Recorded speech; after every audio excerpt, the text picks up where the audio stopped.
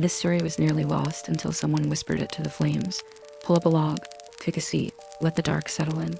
Because once the fire starts speaking, it doesn't stop. Some say the stories it remembers are just legends. Others say they happen exactly this way. But you'll have to decide for yourself. Welcome to Campfire Legends. The elevator had no bottom floor. That's what the blueprint said. That's what the engineers swore. But every few months, someone claimed to hear it moving. Downward, past the last floor, into nothing. It was an old industrial lift, left behind when the coal mine below the city flooded back in 1912. The company sealed it off, cemented the shafts, covered the access panels. But the elevator still worked, sometimes.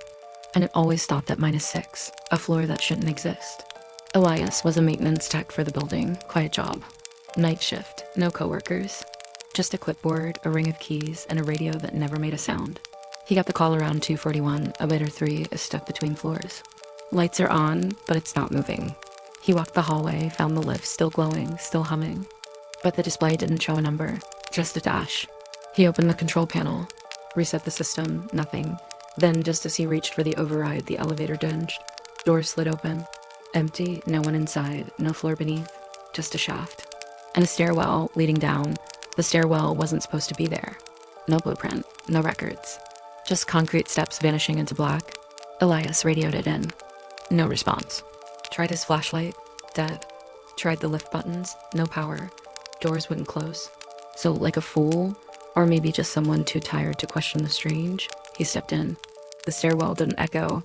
That's what he remembered most. Every step should have clacked, but it was silent. Like the sound itself was being swallowed. The air got colder. The walls narrower. After what felt like 30 steps, he saw something at the bottom. A door, metal, no handle. Just one carved phrase etched into the rust. Do not wake what waits. He turned to leave. But the stairwell was gone, just wall.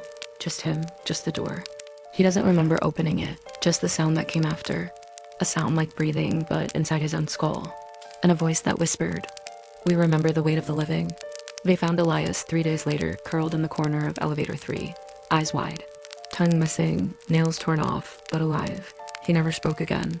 But he drew dozens of pages, circles filled with symbols, staircases turning into ribs, a face made of ash and teeth. And always beneath it, the words, "It's still awake." Legends of what waits below aren't new. The Welsh speak of Enwyn and a world beneath hills, where time warps and music traps the soul. The Maya tell of Xibalba, the place of fear, accessible only by descending through the earth. In Pennsylvania, coal miners once told stories of a pale thing in the shafts that mimicked the voices of men long dead. Even in modern cities, there are stories of subway tunnels that don't connect abandoned mines that go deeper than necessary. Too deep. They call it the one who waits below now. It doesn't crawl, doesn't chase. It waits. It listens. And when something gets close enough, when the barrier thins, it pulls, not to feed. To remember. Because the thing below isn't a monster. It's a memory that got too deep.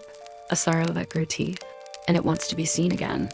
So if you ever hear something beneath your feet, a vibration, a breath, a whisper from the drain or the tile, don't follow it. Don't search for the door. Don't ride the elevator when it says, because if you do, you won't find the bottom, but it'll find you. If the flames spoke to you tonight, leave a comment.